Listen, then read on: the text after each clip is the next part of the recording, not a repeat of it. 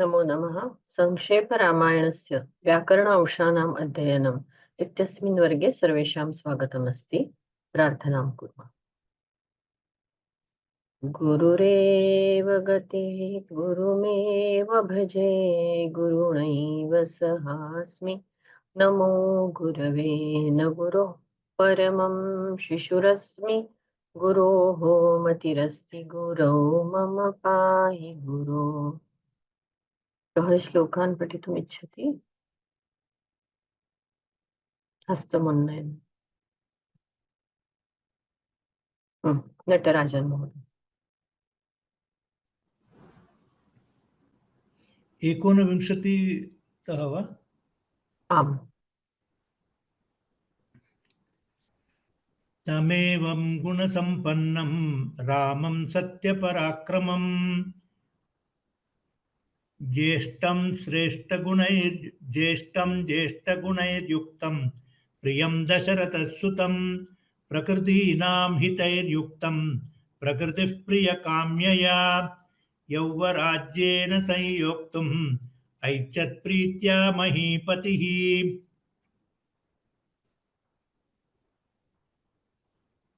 अग्रे कुत्र अस्ति? तस्य अभिषेक तस्याभिषेकसंभारान् दृष्ट्वा भार्यात्त कैकेयी पूर्वं दत्तवरा देवी वरमेन मयाच्यत विवासनं च रामस्य भरतस्याभिषेचनम्। स सत्यवचनात् राजा धर्मपाशेन संयतः विवासयामास सुतं रामं दशरथः प्रियम्।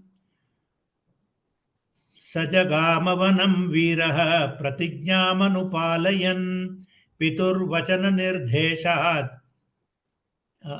पितुर्वचननिर्देशात् कैकेय्या प्रियकारणात् तं व्रजन्तं प्रियो भ्राता लक्ष्मणोऽनुजगामः स्नेहात् विनयसम्पन्नः सुमित्रानन्दवर्धनः भ्रातरं दयितो भ्रातुः सोभ्रात्रमनुदर्शयन् रामस्य दयिता भार्या नित्यं प्राणसमाहिता जनकस्य कुले जाता देवमायेव निर्मिता सर्वलक्षणसम्पन्ना नारीणामुत्तमा वधूः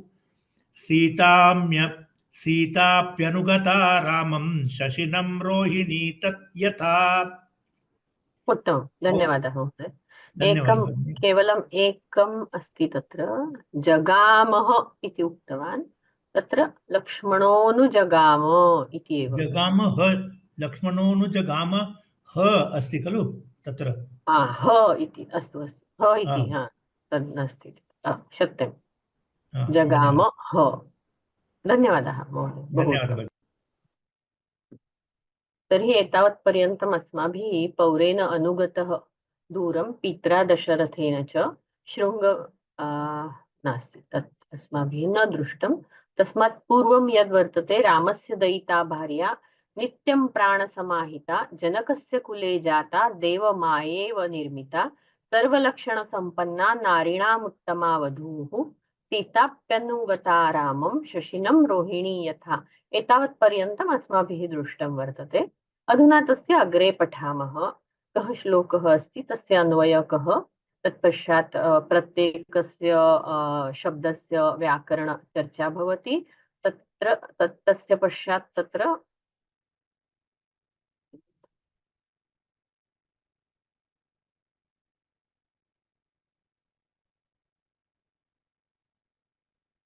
शेरिङ्ग् स्टाप्ड् वा? एकक्षणम्, इदानीं स्टाप् अस्ति खलु? ओके ओके, एकक्षणम्। अधुना दृश्यते खलु? आं भगिनि। तर्हि समासविचारं कृत्वा एकैकस्य शब्दस्य व्याकरणचर्चा भवति तत्र। तत्पश्चात् सम्पूर्ण अर्थं प्रति गच्छामः, अन्वयम् इत्यादि कृत्वा। अस्तु, तर्हि अग्रिमं श्लोकं प्रति गच्छामः। 28 श्लोकम् अर्धं सम्पूर्णम् अभवत्। अधुना अग्रिमं श्लोकम् 28 अर्धभागम् अधुना अस्ति तत्र। तर्हि तत्र पौरैः अनुगतः दूरं पित्रा दशरथेन च शृङ्गवेरपुरे सूतं गङ्गाकूले व्यसर्जयत्। गुहम् आसाद्य धर्मात्मा निषादाधिपतिं प्रियम्। अस्तु, तर्हि अत्र किम् अस्ति? सन्धिविच्छेदं पुनः एकवारं पश्यामः। पौरैः अनुगतः दूरं पित्रा दशरथेन च शृङ्गवेरपुरे सूतं गङ्गाकूले व्यसर्जयत्। गुहम् आसाद्य धर्मात्मा निषादाधिपतिं प्रियम् इति श्लोकः अस्ति। तर्हि तत्र अन्वयं पश्यामः।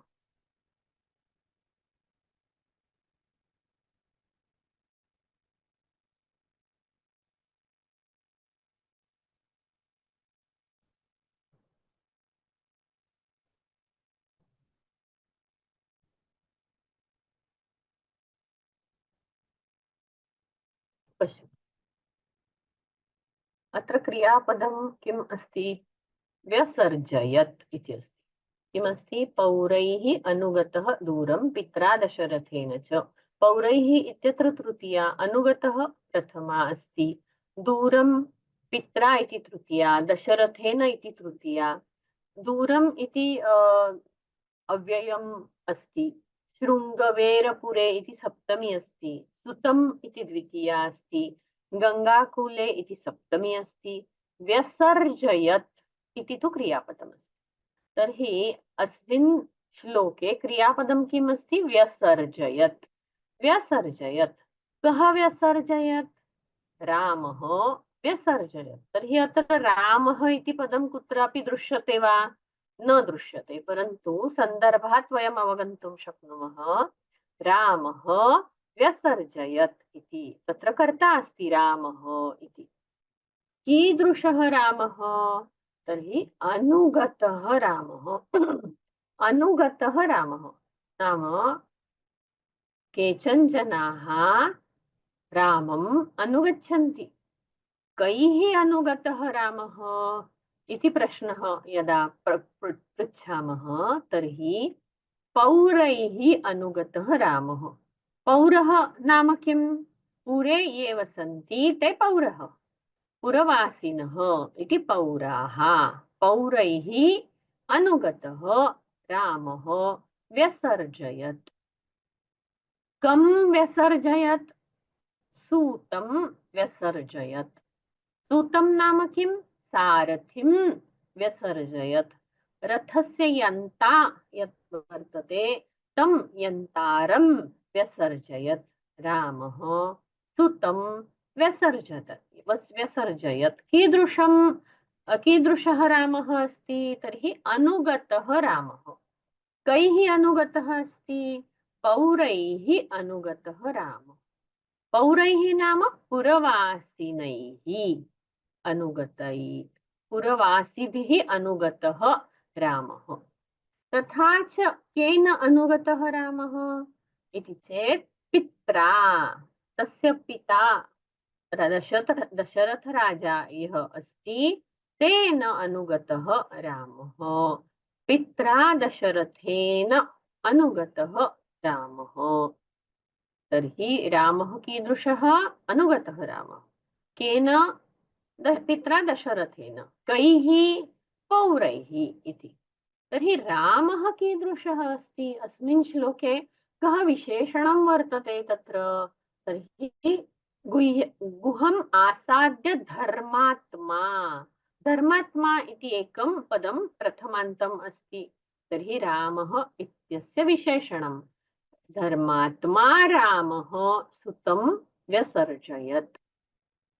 अस्तु, कुत्र व्यसर्जयत् इति चेत् गङ्गाकूले, गङ्गायाः कुलं तस्मिन् गङ्गाकूले व्यसर्जयत्। कं व्यसर्जयत्? सुतं व्यसर्जयत्।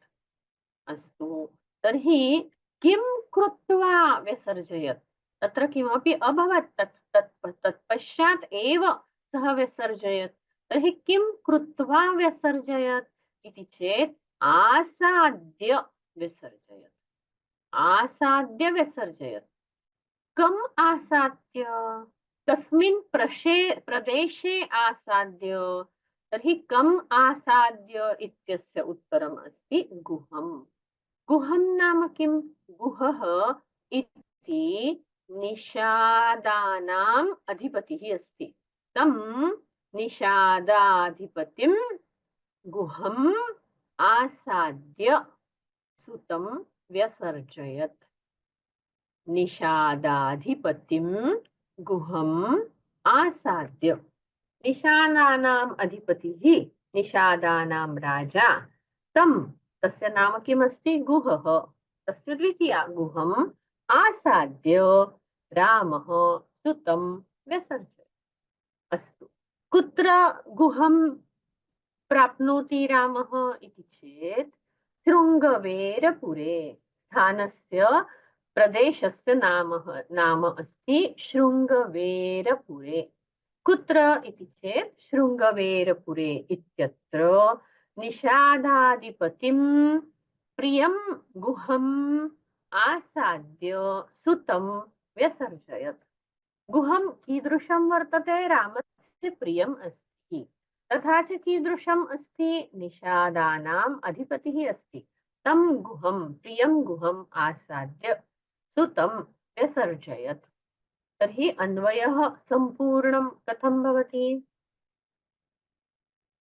पौरैः पित्रा दशरथेन च दूरम् अनुगतः धर्मात्मा रामः शृङ्गवेरपुरे निषादाधिपतिं प्रियं गुहम् आसाद्य गङ्गाकूले सुतं व्यसर्जयत्।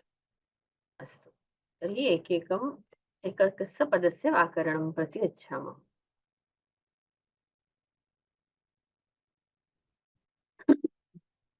पौरैः, पौर नाम पुरवासी, नगर में रहने वाले, अयोध्या के जन, सिटीजन्स ऑफ अयोध्या।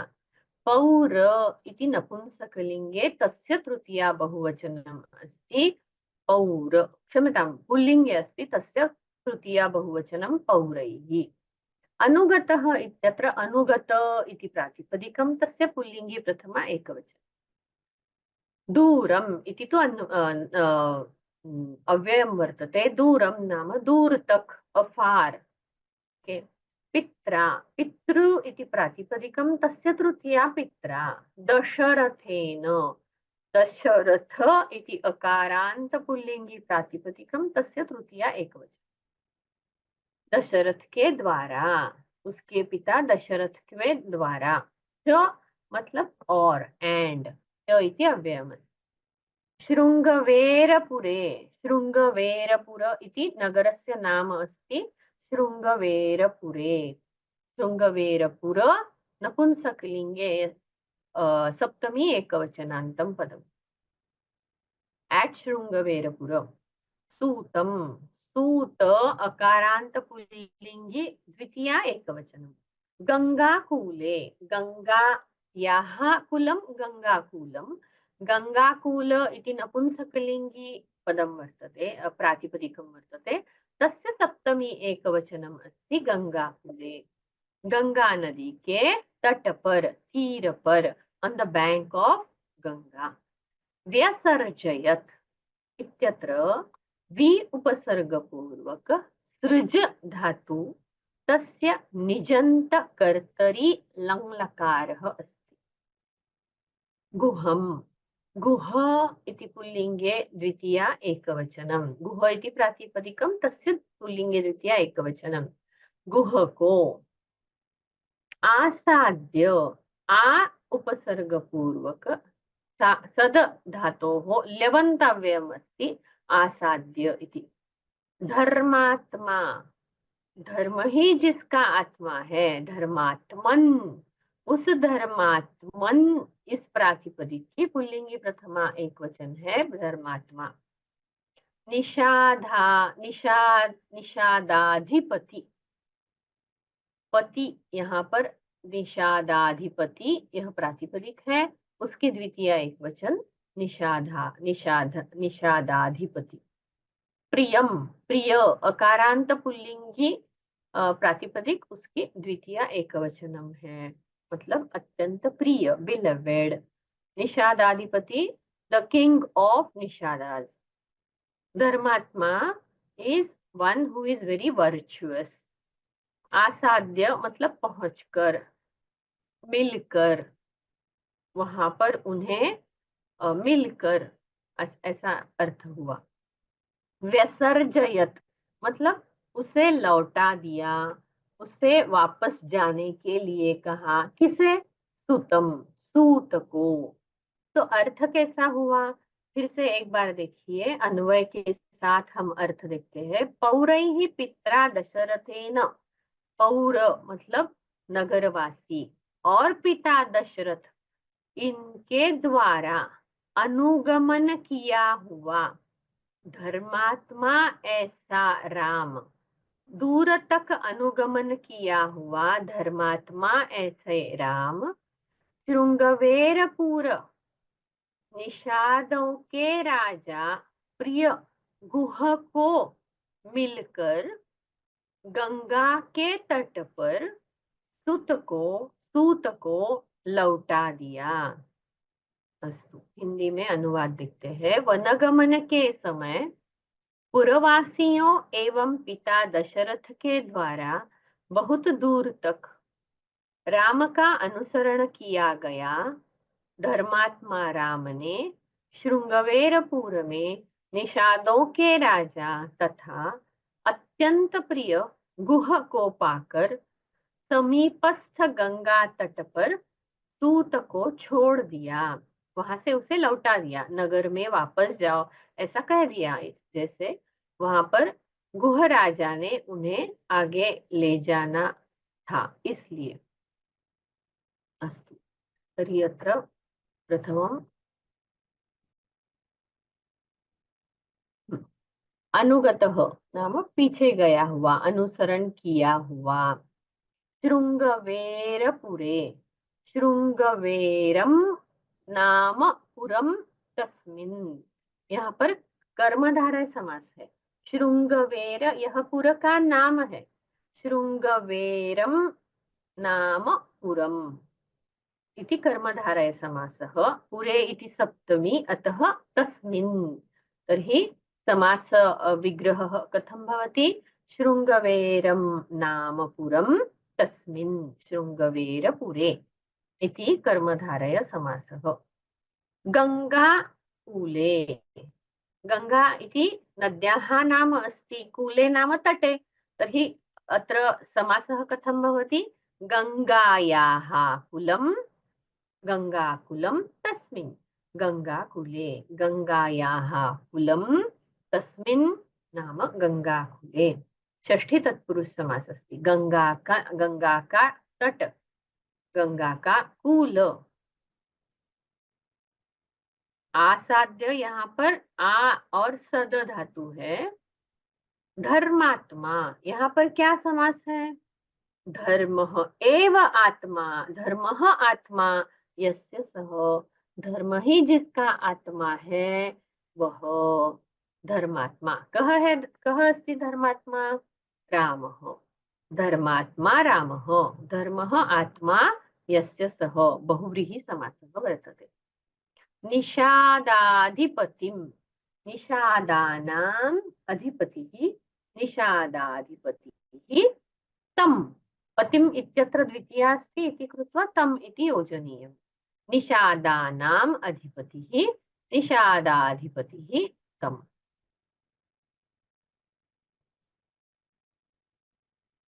अस्तु,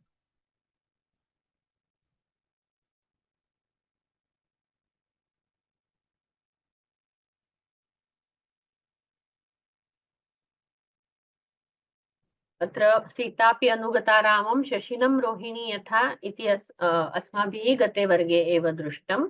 तर्हि अग्रिमं पङ्क्ति यद्वर्तते पौरैः अनुगतो दूरं पित्रा दशरथेन च इति पश्यामः। पौरैः इत्यत्र पौर इति प्रातिपदिकं, तत्र तद्धितान्तं वर्तते पुरे भवः इत्यर्थे अण् इति तद्धितप्रत्ययः भवति, तेन पौर इति आगच्छति। तस्य बहुवचनम् अस्ति पौराः, तृतीया अस्ति पौरैः। अनुगतः, अनु उपसर्गपूर्वक गम्लुगतौ धातुतः क्ता प्रत्ययः भवति। अनुगतः अत्र कर्मणि क्त। दूर इत्यत्र नपुंसकलिङ्गम् अस्ति, कुत्रचित् प्रायः अव्ययम् इव अपि कार्यं करोति। तर्हि दूर इत्यत्र उणादि प्रत्ययः रक् इति वर्तते। दुर् उपसर्गपूर्वक इणगतौ इति धातुतः रक् इति उणादि प्रत्ययः भवति। नपुंसकलिङ्गे अस्ति। दुःखेन ईर्यते प्राप्यते इति दूर। बहुत कष्ट से गमन होता है, इसलिए दूर, दूर इस उपसर्ग से बनाया हुआ यह पद है। पितृ, यहाँ भी उणादि प्रत्यय है। पारक्षणे धातु से तृच प्रत्यय हुआ है, पुल्लिंगी पद होता है।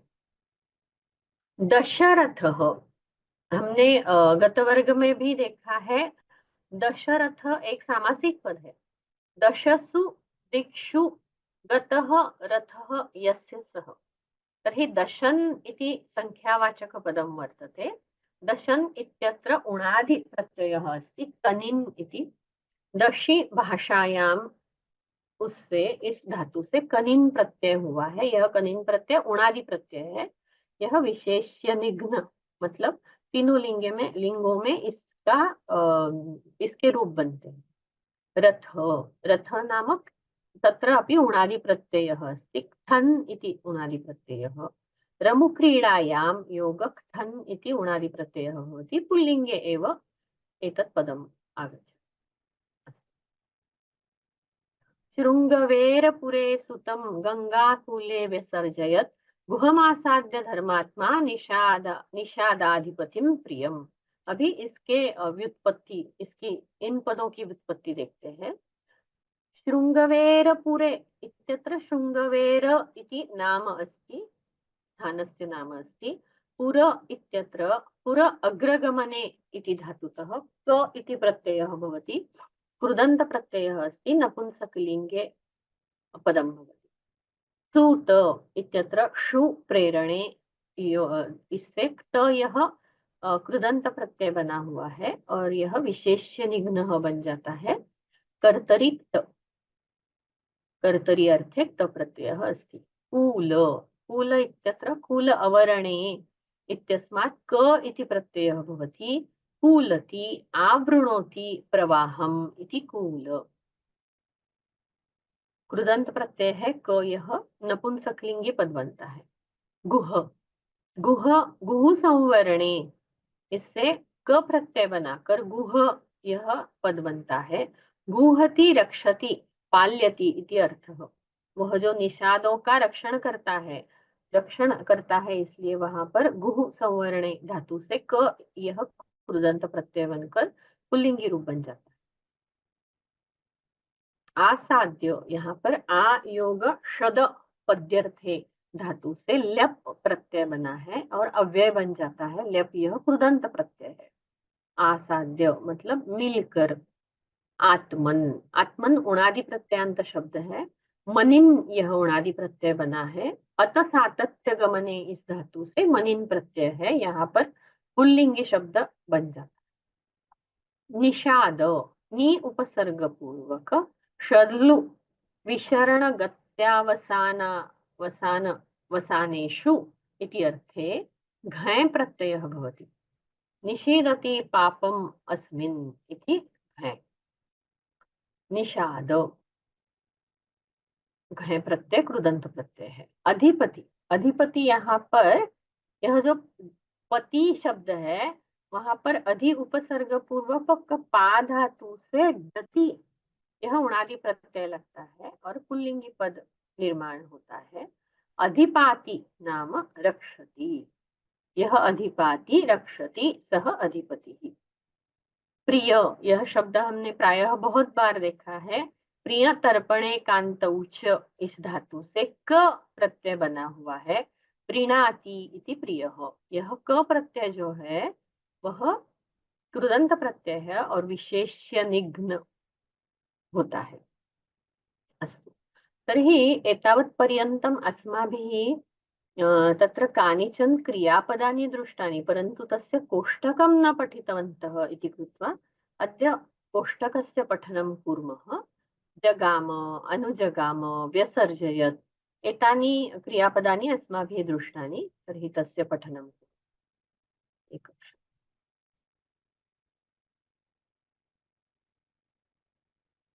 तर्हि कः पठनं करोति? कृपया हस्तमुन्नयतु। लक्ष्मी, लक्ष्मी भगिनी, लक्ष्मी भगिनी, कृपया अनम्यूट योरसेल्फ।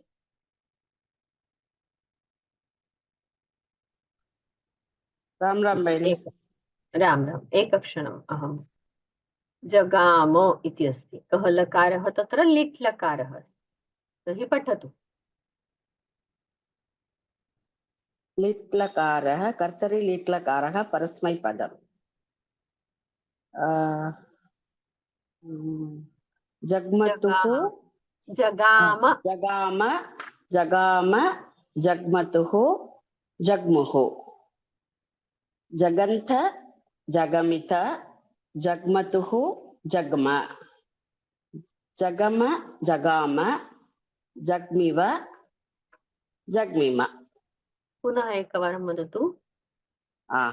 जगाम, जग्मतुः, जग्मुः। जगन्त, जगमित, जग्मतुः, जग्म। जगम, जगाम, जग्मिव, जग्मिम। उत्तमं, धन्यवादः भगिनी। धन्यवादः। अन्यः कः? P S Subrahmanya, B S Subrahmanya, unmute yourself. अधुना अनुजगाम इति अस्ति, तर्हि अनु इत्यस्य उपयोजनं कृत्वा वदतु। अनुजगाम, अनुजगाम, अनुजग्मतुः, अनुजग्मुः। अनुजगन्थ, अनुजगमिथ, अनुजग्मतुः, अनुजग्म, अनुजगम, अनुजगाम, अनुजग्मिव, अनुजग्मिम। उत्तमम्, उत्तमम्। अस्तु, अन्यः श्यामला भगिनी, पुनः एकवारम् अनुजगाम इति वदतु। श्यामला राजीव। अनुजगाम, अनुजग्मतुः, अनुजग्मुः, अनुजग्नथ, अनुजगन्थ, अनुजग्मि, अनुजगन्थ, अनुजगन्थ, अनुजगन्थ, अनुजग्मिथ, जगमिथ, अनुजग्मतुः, अनुजगमिथ। एकवारं पुनः पठामि। अनुजगाम, अनुजग्मतुः, अनुजग्मुः, अनुजग्नथ, अनुजगमिथ, अनुजग्मतुः, अनुजग्मुः, अनुजग्म, अनुजगम, अनुजगाम, अनुजग्मिव, अनुजग्मिम। उत्तमं, बहु उत्तमं। तर्हि तृतीयम् आसीत् व्यसर्जयत् इति। अस्तु, पठामः। तर्हि सृज इति धातुः अस्ति तत्र।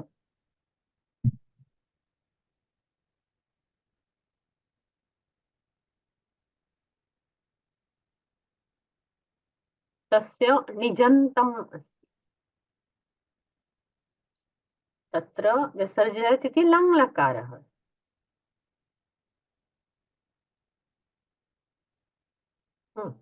परन्तु अत्र असर्जयत् इति अस्ति खलु, तर्हि वि इत्यस्य उपयोगं कृत्वा वि असर्जयत् इत्यस्य व्यसर्जयत् इति भवति।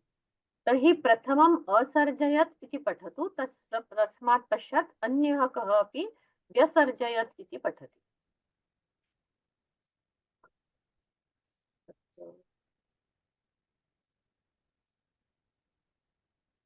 Janaki Rajaram.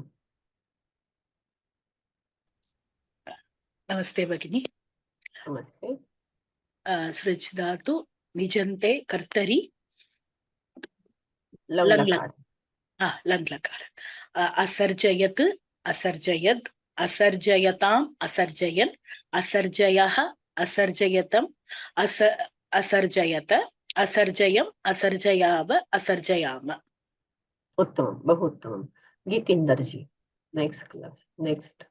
Just a minute. Mute yourself as soon as you finish your Gitendra. Just a minute. Yes, Gitendra ji, वदतु। Namo Namo, ma'am.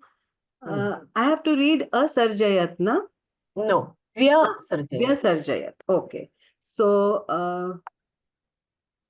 nijant kartari lang lakar. So the dhatu will be vi upsarg srij. जी। Okay. Visarjayat. व्यसर्जयत। हाँ, व्यसर्जयत, व्यसर्जयद, व्यसर्जयताम, व्यसर्जयन, व्यसर्जयः, व्यसर्जयतम, व्यसर्जयत, व्यसर्जयम, व्यसर्जयाव, व्यसर्जयाम। उत्तमं, बहु उत्तमं। तर्हि वि उपसर्ग अस्ति, वि इति उपसर्गः अस्ति, अग्रे अकारः अस्ति, तत्र यणसन्धिः भवति, व्य इति भवति, व्यसर्जयत् इति भवति। बहु उत्तमम् अस्ति। अस्तु, तर्हि अग्रे गच्छामः।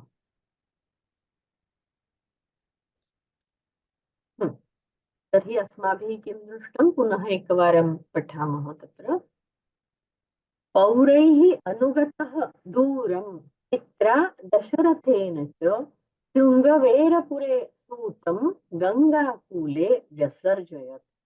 गुहम् आसाद्य धर्मात्मा निषादाधिपतिं प्रियम्। ये अर्थ क्या हुआ, ये भी हमने पढ़ लिया है। अभी उसके आगे जो 30वां श्लोक है, वो पूरा 3 श्लोकों का एकत्रीकरण करके उसका अन्वय किया जा सकता है। तर्हि हमने जो गत सप्ताह में या गत वर्ग में कुछ बातें देखी है, जहां मैंने व्याकरण का स्पष्टीकरण सिर्फ किया है, लेकिन उसका पीपीटी नहीं बना हुआ, मतलब स्पष्ट नहीं कर सकी थी, तो उसका मैंने पीपीटी बनाया है। वो फिर से एक एक स्पष्ट करके फिर आगे की श्लोक की तरफ जाते हैं। देखिए, अथयः हमने शब्द पढ़ा था। अथयः एक अव्यय है, यह भी हमने देखा था। लेकिन इस अव्यय का अर्थ श्लोक में आनंतर्य इस अर्थ में आता है, ये भी मैंने बताया। लेकिन उसके साथ ही अन्य कौन कौन से अर्थ अथ इस अव्यय के होते हैं, ये एक बार हम देखते हैं। देखिए, अथ शब्दानुशासनम, यहाँ पर मांगल्य अर्थ में अथ शब्द का प्रयोग हुआ है। मंगल अर्थ अथ शब्द। आनंतर्यार्थे जो हमने श्लोक में देखा है, अथ रामस्य अभिषेक संभारान दृष्ट्वा, बाद में जब राम का अभिषेक की तैयारी देखकर कैकेयी ने वर मांगे, ये हमने श्लोक देखा है। यहाँ पर आनंतर्य अर्थ में अथ शब्द आया। कहीं पर आरंभ इस अर्थ में भी अथ शब्द आता है, और उसका उदाहरण है अथातो ब्रह्म जिज्ञासा, अथातो धर्म जिज्ञासा। ऐसे हम ब्रह्म सूत्र का पहला सूत्र है अथातो ब्रह्म जिज्ञासा। यहाँ पर आरंभ हो रहा है, इस अर्थ में अथातो शब्द आता है। अथ अथ। कृपया म्यूट योरसेल्फ।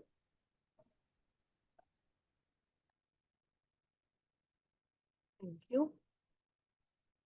उसके बाद प्रश्न करने के अर्थ में भी अथ का प्रयोग होता है। अथ शक्नोषि भोक्तुम, क्या ना खा पाओगे, इस अर्थ में भी अथ का प्रयोग होता है।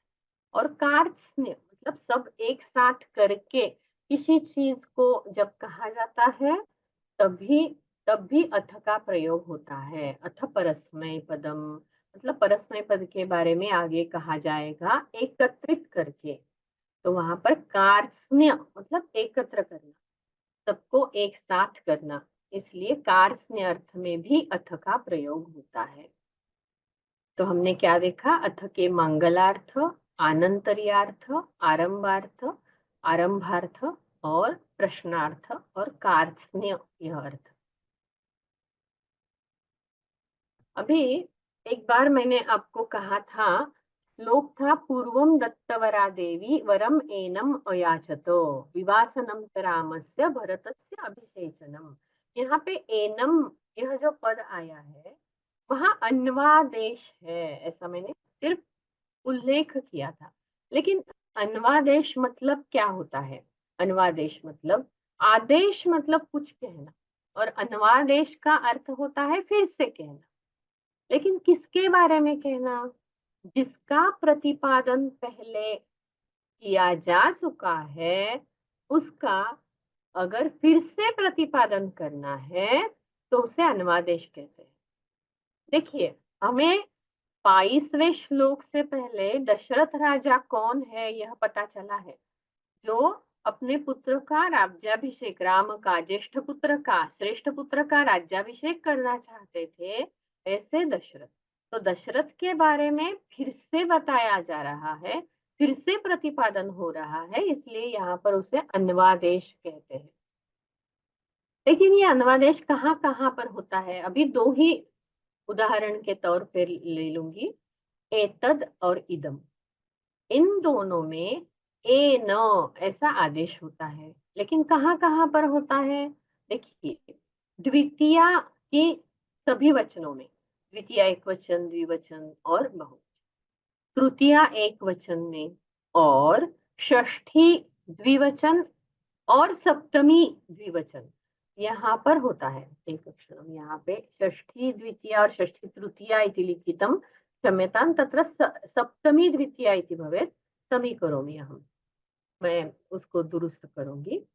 तो यहाँ पर देखिए, एतम एनम, एतौ एनौ, एतान एनान, एतेन एनेन, एतयोः एनयोः। यहाँ पर एनम, एनौ, एनान, एनेन, एनयोः, यहाँ पर जो एत है उसके बदले एन हुआ है सभी जगह पर। तो जहां जहां अनुवादेश मतलब पहले किसी के बारे में कहा जो जा चुका है और उसी का पुनः प्रतिपादन करना है, ऐसी जगह पर ये इन पदों का उपयोग होता है, एनम, एनौ, एनान, एनेन और एनयो। सिर्फ यही 5 जगह पर यह एन आदेश हुआ है। तो जैसे हमने यहाँ देखा, पूर्वम दत्तवरा देवी वरम एनम, एनम नाम दशरथम, दशरथम इति पूर्वम एव उक्तम अस्ति, तस्य कृते पुनः प्रतिपादनं भवति इति कृत्वा अत्र अन्वादेशः भवति। प्रश्न है तो बाद में ले लूंगी एक अक्षर। अनुवादेश कहाँ करना है, क्या क्यों करना है, कहाँ नहीं करना है, इसके बारे में अलग अलग नियम है, लेकिन वहां तक अभी हम नहीं जा रहे हैं। सिर्फ अनुवादेश किसे कहते हैं और हमारे प्रयोग में जो हमेशा आते हैं उसके बारे में मैंने अभी। कर्मणः षष्ठी, ये भी हमने पहले देखा हुआ है, कर्म की षष्ठी होती है। जैसे रामस्य विवासनम, भरतस्य अभिषेचनम, विवासनम, अभिषेचनम, यह कृदंत पद है, लुट प्रत्यय से बने हुए हैं, ये भी हमने देखा है। यह लुट प्रत्यय कृदंत प्रत्यय है, और कृदंत के साथ जो कर्म होता है उसकी षष्ठी होती है। लेकिन ये कर्म है ये हमने कैसे जाना? इसलिए मैंने कुछ उदाहरण लिए हैं, उसे देखिए। शिक्षकः पाठान अध्यापयति, अभी अधिपूर्वक ई धातु का कर्म है पाठान। तर्हि तत्र अध्यापनम् इति कृदन्तपदं यदि उपयुक्तं कुर्मः तर्हि पाठानाम् अध्यापनम् इति भवति। तर्हि पाठानाम् इति कर्मणः षष्ठी वर्तते। भक्ताः देवान् पश्यन्ति, भक्ताः देवानां दर्शनं करोति। देवान् इति कर्म अस्ति, दर्शनम् इति कृदन्तपदमस्ति, दर्शनक्रियायाः कर्म अस्ति देव, तर्हि देवानां दर्शनम् इत्यत्र देवानाम् इति षष्ठी। वैद्यः औषधान् वितरति, वैद्यः औषधान् वितरति। तर्हि वितरणम् इति प्रयोगं यदि करोमि तर्हि वितरणम् इति कृदन्तपदमस्ति। वितरणम् इत्यस्य योगे औषध इत्यस्य षष्ठी उपयुज्यते, औषधानां वितरणम्। तर्हि कर्मणः षष्ठी तत्र आगच्छति इति पश्यामः। अभी द्विकर्मक धातु कौन से होते हैं उनकी लिस्ट आपको प्रायः मालूम ही होगी, लेकिन फिर भी द्विकर्मक धातु क्या होते हैं इसके बारे में थोड़ी स्पष्टता करूंगी। द्विकर्मक धातु की लिस्ट जो है वो अगली क्लास में मैं आपको दे दूंगी। द्विकर्मक धातु मतलब क्या है? जिस धातु में दो कर्मों का उपयोजन होता है उसे द्विकर्मक धातु कहते हैं। जैसे यहाँ पर उदाहरण के तौर पे अयाचत, याच इस धातु का प्रयोग हुआ है। पूर्वम दत्तवरा देवी वरम एनम अयाचत, यहाँ पर वरम और एनम ये दो कर्मपद दिखते हैं, लेकिन ये दो कर्मपद क्यों हुए हैं, कैसे हुए हैं, इसके बारे में थोड़ा सा हम अवगमन कर लेते हैं। यद्यपि नहीं समझ में आ रहा है तथापि रहने दीजिए, बाद में कभी समझ में आ जाए। देखिए वाक्य है कैकेयी दशरथम वरम अयाचत।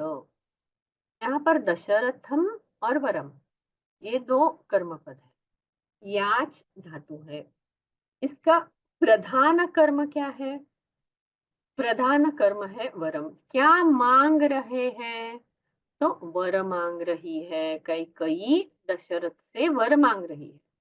तो वर यह जो पद है यह प्रधान कर्म है, मुख्य कर्म है। और जिससे याचना की जाती है उस प्रायः पंचमी होती है, अपादान संज्ञा होती है और उसकी पंचमी हो जाती है। तो हम वाक्य कैकेयी दशरथात् वरम अयाचत ऐसा भी वाक्य बना सकते हैं। ऐसा वाक्य बन जाता है, यह सिद्ध वाक्य है अपादान संज्ञा करके। लेकिन कभी कभी बोलने वाले की इच्छा नाम विवक्षा कोई अन्य होती है। मतलब बोलने वाला चाहता है कि मैं पंचमी नहीं प्रयोग करूंगा, मैं अपादान का प्रयोग नहीं करूंगा, तो वहां क्या करना है? तो वहां द्वितीया नामक कर्म ऐसी संज्ञा हो जाती है और द्वितीया प्रयुक्त होती है। देखिए जहां अपादान की विवक्षा नहीं है, मतलब वक्तुः इच्छा इति विवक्षा, बोलने वाले की इच्छा नहीं है अपादान का प्रयोग करे, तो वहां पर इस स्थिति में कर्म संज्ञा हो जाती है और उसकी द्वितीया हो जाती है। तो ये दशरथ ये अपादान संज्ञक हो सकता था, लेकिन अपादान की विवक्षा नहीं है, इसलिए कर्म संज्ञा उसे प्राप्त हुई है। तो ये गौण कर्म है, मतलब जो प्रमुख कर्म नहीं है, गौण कर्म है, उसकी कर्म संज्ञा होकर द्वितीया हो जाती है। कैकेयी दशरथम वरम अयाचत, ऐसा वाक्य हमें प्राप्त हो।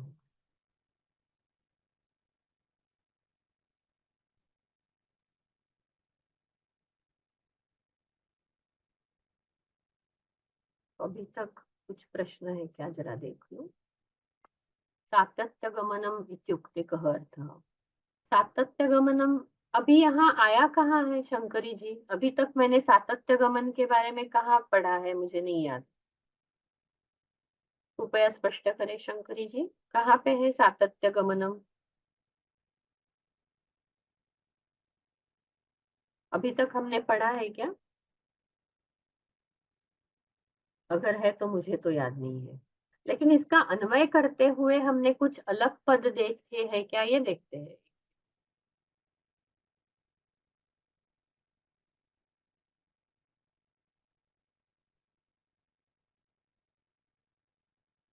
देखिए यहाँ तो सभी जगह व्यसर्जयत यह करता है राम, व्यसर्जयत इस क्रिया का करता है राम, क्या करके व्यसर्जयत मतलब लौटा दिया गया है, उसे भेज दिया गया है, क्या करके उसके पूर्व काल में क्या क्रिया हुई है, तो आसाध्य, इसलिए वह पूर्वकालीनत्व लेबंद है, उसका पूर्वकालीनत्व होता है।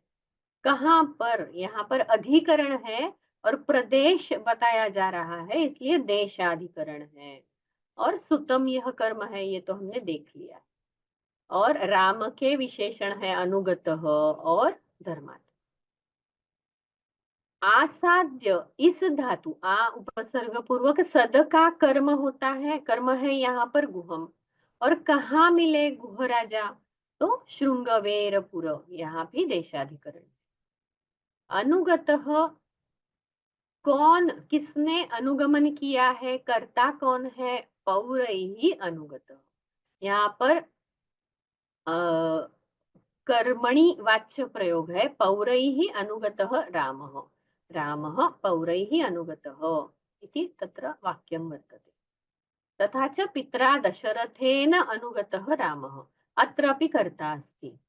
तथा च कथम् अनुगतः इति चेत् दूरम् अनुगतः, मतलब दूर तक अनुगमन किया है। अनुगमन कैसे हुआ है, दूर तक हुआ है, तो यह क्रिया के बारे में अधिक जानकारी मिल रही है, इसलिए यहाँ पर क्रिया विशेष। बाकी पद तो स्पष्ट है, हमने पहले ही स्पष्ट कर चुके हैं। ओके, तो अभी तक हमने सातत्य गमन ऐसा किधर भी नहीं देखा है, तो कहाँ से आप पूछ रहे हैं, मुझे पता नहीं चल रहा है। यस नारायण, नटराजन जी पूछिए। ये द्विकर्म का स्लाइड जरा 1 मिनट बताइए ना, थोड़ा 1-2 वर्ड्स मेरे को लिखना है। जी, आपको बाद में इसके पीडीएफ भी मिल जाती है, तो हाँ, चिंता लेकिन वो मत करें। मेरे को खाली 1 या 2 बाकी उसमें से लिखना था। जी लिखिए।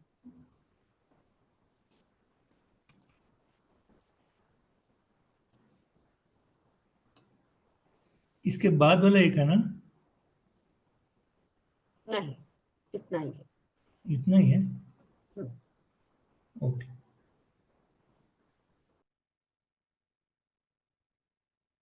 अभी किसी को कुछ प्रश्न है तो पूछिए, नहीं तो मैं अगले श्लोक के प्रति जाऊंगी।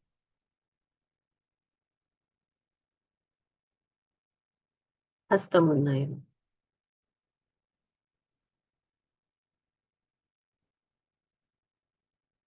सभी को स्पष्टता है ऐसा दिख रहा है, कोई प्रश्न ही नहीं है किसी का। ठीक है, हम अगली श्लोक की तरफ जाते हैं, एक अक्षर।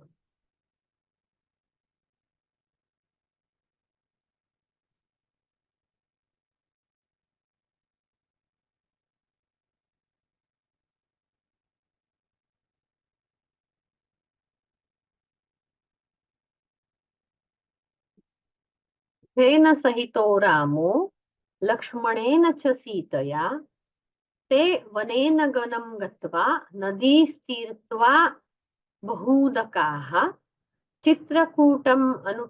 चित्रकूटमनुप्राप्य भरद्वाजस्य शासनात् रम्य रम्य आवसथं, क्षम्यतां, रम्यम् आवसथं कृत्वा रममाणा वने त्रयः देवगन्धर्वसङ्काशाः सङ्काशास्तत्र ते न्यवसन् सुखम्।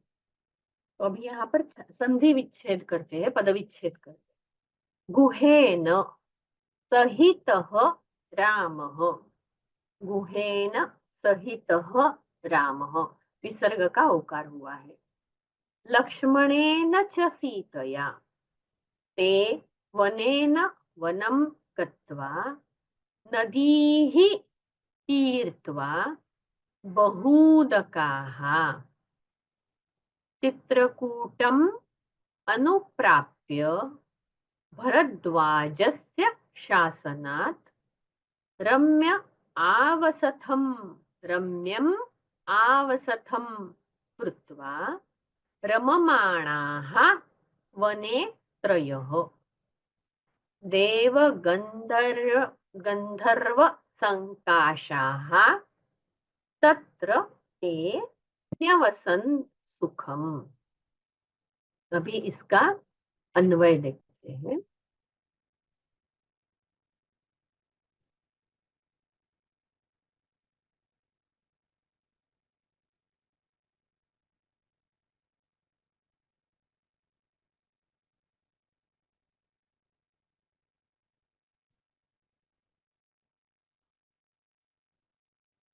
देखिए यहाँ पर क्या है, गुहेन सहित राम। राम प्रथमांत है, गुहेन लक्ष्मणेन सीतया ये तृतीयांत पद है। सहित मतलब साथ में।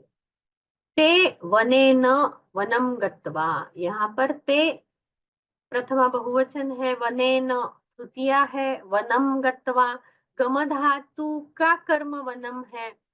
नदी ही तीर्थवा बहुदकाः, बहुदकाः द्वितीय बहुवचन है और नदी ही भी द्वितीय बहुवचन है, वो विशेषण विशेष्य भाव है वहां पर। चित्रकूटम यहाँ पर भी द्वितीय है। अनुप्राप्य इस क्रियापद का कर्म है चित्रकूटम। भरद्वाजस्य शासनात्, मतलब भरद्वाज मुनि के शासन से, आज्ञा से, ऐसा अर्थ है। रम्य रम्यम आवसथम, आवसथम नाम आवासम कृत्वा करके, तर्हि कृत्वा इत्यस्य कर्मपदम् अस्ति आवसथम।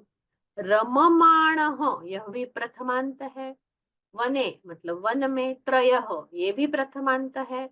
तो प्रथमांत क्या क्या बने, रामः लक्ष्मण सीतया सह वने त्रयः रममाणाः। अस्तु, तर्हि देव गंधर्व संकाशाः, यहाँ पर भी प्रथमांत है लेकिन बहुवचन है। ते मतलब के रामः लक्ष्मणः सीता ते सर्वे सुखं न्यवसन्। तर्हि अत्र क्रियापदं किं दृश्यते इति चेत् केवलं न्यवसन् इति क्रियापदम् अस्ति, परन्तु अन्ये वर्तन्ते खलु, गत्वा, अनुप्राप्य, कृत्वा, एतदपि क्रियापदमेव। तर्हि अन्वयं यदा भवति तदा अकरोत् इति एकं प्रथमं पदं स्वीकृत्य, क्रियापदं स्वीकृत्य, तस्मात् अन्वयम् अत्र दत्तः वर्तते, अन्वयः दत्तः अस्ति। तर्हि अकरोत् इति अध्याहारः कृतं वर्तते। कः अकरोत्, रामः अकरोत्। किम् अकरोत्, आवसथम् अकरोत् नाम निवासम् अकरोत्। तर्हि कुत्र आवसथम् अकरोत्, वने। वने इति प्रदेशः अस्ति, अधिकरणम् अस्ति, वने आवसथम् अकरोत्। किं कृत्वा वने आवसथम् अकरोत्, तर्हि अनुप्राप्य मतलब कहाँ पर पहुंचकर, कहाँ पहुंचकर, चित्रकूटम अनुप्राप्य वने आवसथम् अकरोत्। चित्रकूट प्रदेश पर पहुंचकर वन में निवास किया। लेकिन इस आवसथम का भी कुछ विशेषण है, तो कीदृशम आवसथम, रम्यम आवसथम, रम्यम आवसथम वने अकरोत्। किं कृत्वा, चित्रकूटम अनुप्राप्य वने रम्यम आवसथम अकरोत्। तर्हि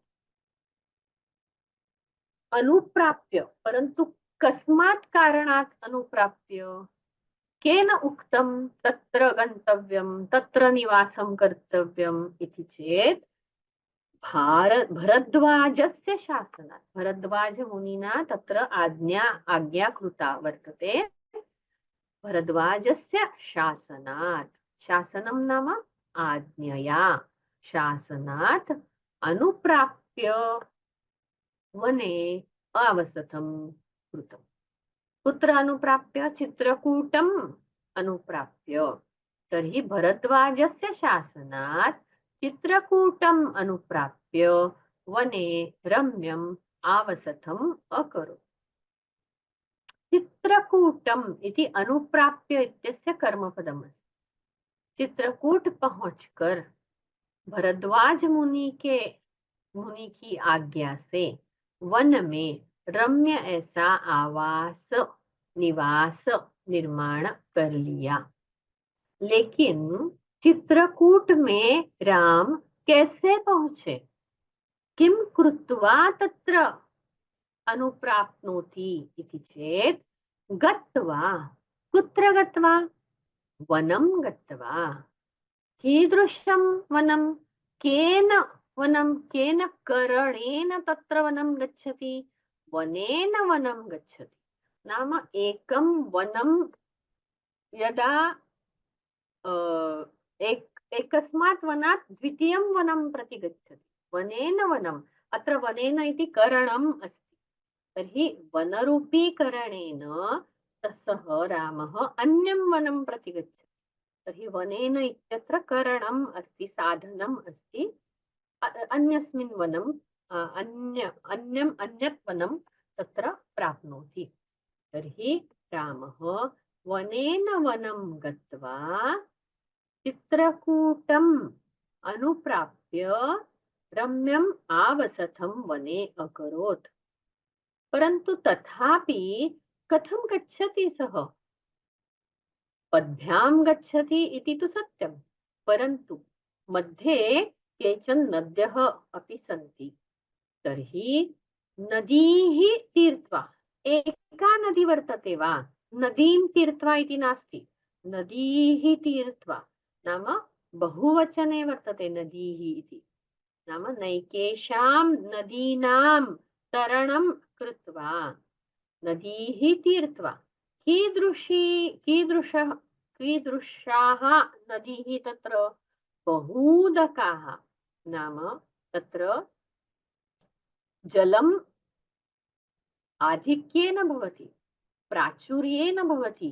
तादृशाः नदीः तीर्त्वा वनेन गत्वा रामः भरद्वाजस्य शासनात् चित्रकूटम् अनुप्राप्य रम्यम् आवसथं वने अकरोत्। परन्तु रामम् एकाकी एव गच्छति वा? न, तर्हि सः गुहेन सह गच्छति, लक्ष्मणेन सह गच्छति, सीतया सह गच्छति। कः गच्छति? रामः गच्छति। सः नाम सहितः एव। सः इत्यस्य एव समानार्थक पर्यायवाची शब्दः अस्ति सहितः। केन सहितः इत्यस्य तृतीया भवति इति कृत्वा अत्र गुहेन, लक्ष्मणेन, सीतया इत्यत्र तृतीयान्तं पदं वर्तते।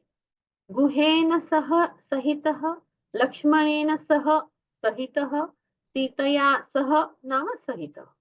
रामः गुहेन, नाम गुह इति राजा अस्ति खलु, निषादानाम् अधिपतिः, अधिपतिना सह गुहेन, लक्ष्मणेन, सीतया च सहितः रामः वनेन वनं गत्वा बहुदकाः नदीः तीर्त्वा भरद्वाजस्य शासनात् चित्रकूटम् अनुप्राप्य रम्यम् आवसथं वने अकरोत्।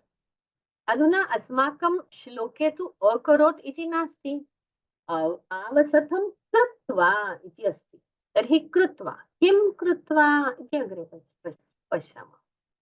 न्यवसन् मतलब वहां निवास करने लगे, लेकिन उसके पहले पूर्व काल में क्या क्या क्रियाएं हुई है, यह अकरोत् इस क्रियापद से हमने ऊपर देख लिया है।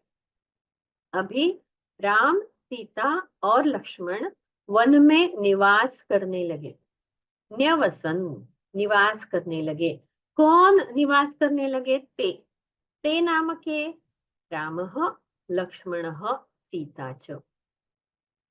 और कैसा उनका निवास हो रहा था? वो कैसे रह रहे थे? सुख से रह रहे थे। सुखम मतलब निवास इस क्रियापद के बारे में सुखम, यह अधिक जानकारी हमें मिल रही है। यह सुखम इसलिए क्रिया विशेषण है। कौन कौन, वो जो ते पद है उसका विशेषण क्या है? तर्हि त्रयः ते, ये च ते त्रयः इति अस्माभिः दृष्टं, रामः लक्ष्मणः सीता च, ते त्रयः। तथा च कीदृशाः ते? रममाणाः ते। रममाणाः नाम ये आनन्दं कुर्वन्ति, ये रमन्ते, तत्र वने रमन्ते, ते रममाणाः, ते त्रयः। तथा च कीदृशाः इतोपि इति चेत् देव गंधर्व संकाशाः, देव और गंधर्वों जैसे उन्होंने वन में सुख से निवास किया, ऐसा यहाँ अर्थ हुआ है। तो पूरा अन्वय कैसे होता है देखिए। गुहेन लक्ष्मणेन सीतया च सहितः रामः वनेन वनं गत्वा बहुदकाः नदीः तीर्त्वा भरद्वाजस्य शासनात् चित्रकूटम् अनुप्राप्य वने रम्यम् आवसथं कृत्वा देवगन्धर्वसङ्काशाः ते त्रयः रममाणाः सुखम न्यवसन। तो इतना बड़ा एक ही वाक्य है और उस वाक्य का अन्वय हमने अभी बनाया है। तो लेकिन अभी आज ही इसके आगे का विवरण चर्चा आज नहीं हो सकती है, क्योंकि समय हमारा समाप्त हो रहा है। तो हम अगले वर्ग में इसको फिर से पढ़ेंगे, फिर से इसका अन्वय करेंगे और समझने की कोशिश करेंगे, और आगे बाकी की सब समास व्याकरण की चर्चा हम करेंगे। अभी कुछ प्रश्न है क्या, देखते हैं। एक प्रश्न।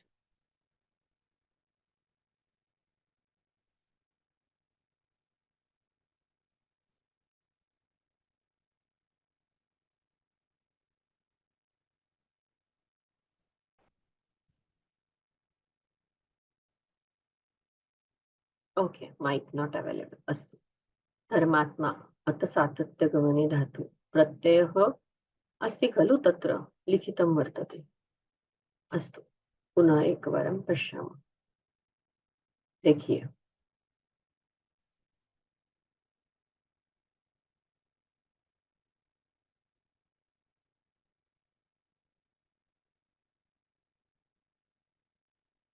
मनिन यह प्रत्यय अतः सातत्य गमने धातु से मनिन यह उणादि प्रत्यय बना हुआ है। अस्तु, तर्हि सर्वेषां तत्र शङ्कायाः समाधानम् अभवत्, शङ्कानां समाधानम् अभवत्। इतोपि कस्यापि मनसि प्रश्नः अस्ति चेत् पृच्छन्तु।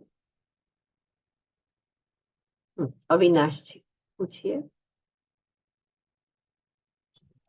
अत्र वनेन वनं गत्वा लिखितमस्ति, तत्र वनात् वनं गत्वा अपि भवितुमर्हति न? विवक्षा महत्वपूर्णा वर्तते। तत्र वनेन इत्यत्र तृतीया किमर्थम् अस्ति इत्यत्र ग्रन्थेषु बहु चर्चा वर्तते। नाम किमर्थं तृतीया अस्ति इत्यत्र नैकेषु ग्रन्थेषु विविधाः टीका वाक्यानि तत्र दत्तानि वर्तते, परन्तु अस्माकं अत्र करणम् अस्ति इति कृत्वा तत्र तृतीया अस्ति इति एतावत् पर्यन्तम् अवगमनम् अस्ति चेत् पर्याप्तम्। वनात् वनम इति एक वन से दूसरी वन में आप हिंदी भाषा से ऐसे सोच रहे हैं, लेकिन विवक्षा है, जो लेखक या जो बोलने वाला है उसकी इच्छा है कि एक वन यह करण स्वरूप में लेकर दूसरे वन के प्रति जा रहा है, इसलिए यहाँ करणार्थे तृतीया है। संस्कृतेन एव तत्र वदति जनाः, तत्र वनात् वनं गत्वा वा। आमां, तत्तु पश्यतु, तत्र विवक्षा अस्ति खलु। यदि हा, हा. भवान् इच्छति वनात् वनम् इति वक्तव्यं तर्हि वनात् वनम् इति अपि योग्यमेव अस्ति, तत्र हा, हा. क्लेशः नास्ति। अस्तु, धन्यवादः.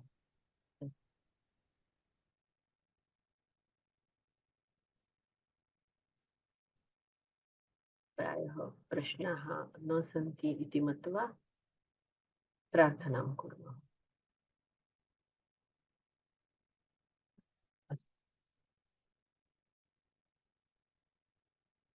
अभी हम इस संक्षेप रामायण के कोर्स में 1/3 पार्ट तक ऑलमोस्ट आ चुके हैं।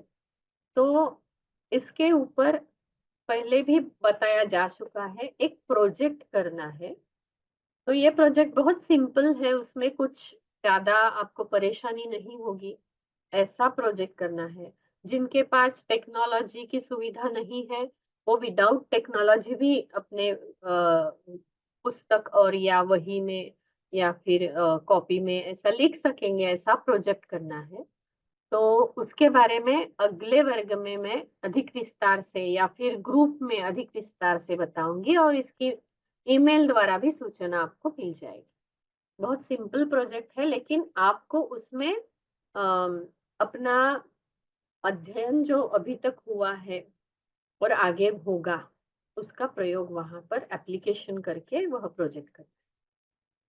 अस्तु, प्रार्थनां कुर्मः। सर्वे भवन्तु सुखिनः, सर्वे सन्तु निरामयाः, सर्वे भद्राणि पश्यन्तु, मा कश्चित् दुःखभाग् भवेत्।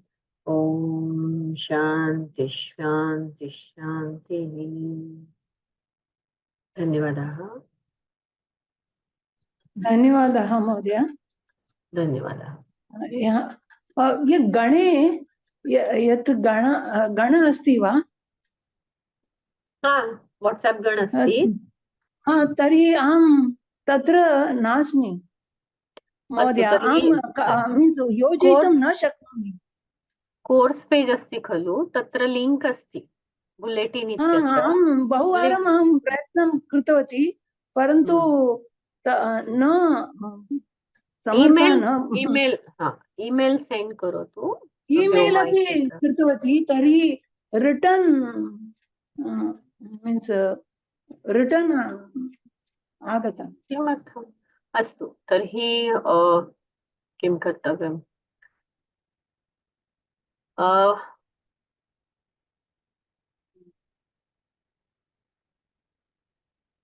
बहुवारम् अहं प्रयत्नं कृतवती, परन्तु न योजयितुं शक्नोमि। तर्हि write down my email ID. I will send you the link. DRLWNA Dr. Leena R. Doshi. एकनिमिषं महोदय।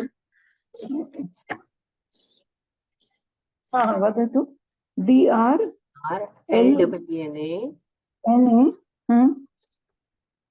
TOSHI Doshi, Dr. Leena R. Doshi. Dot Vyoma. R अपि अस्ति वा? Leena R. Dr. Leena R. Doshi. Dot Vyoma @gmail.com. ऐसा कभी नहीं होता है, व्योम को ईमेल मिल ही जाता है। आपके ईमेल में कुछ प्रॉब्लम पता है नहीं क्या? मुझे क्यों ऐसे हुआ, मुझे मालूम नहीं है। ठीक है, अस्तु। ओके, धन्यवादः। धन्यवादः महोदय, धन्यवादः। यस वृंदा भगिनी, प्रश्न है आपको? मम अपि समानसमस्या एव भगिनी। बहुवारं प्रयत्नं कृतवती, योजयितुं न शक्नोमि। ईमेल अपि मया प्रेषितं, तदेव। मुझे भेजा है आपने ईमेल? भगिनी, right now I dictated my email ID, right? अहमपि लिखितवती, भवतीं प्रेषयतु ईमेल। धन्यवादः।